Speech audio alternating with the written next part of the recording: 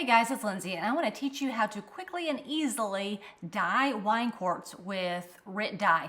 The first thing you're going to do is boil water, transfer that water to a stainless steel bowl.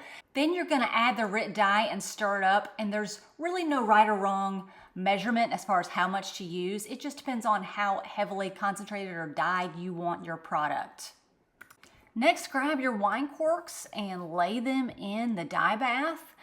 Now, because wine corks, they float, I had to get kind of creative here. I got another lid that was a little bit smaller than the actual bowl, and you can see here where I'm using that lid to push them down, and I'm using the rest of the Rit Dye bottle to lay it on top, so when I actually put the lid on, it pushes them down. So I let this sit for 3 hours, and you can see there I'm liking the way it looks.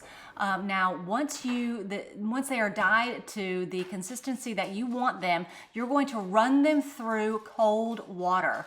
And how you know they're rinsed good is when the water runs clear. So once I filled it with cold water and I could pour it over and that water ran clear, I knew they were good and clean. I put them on a paper towel and I let them dry overnight, and this is what they looked like the next day.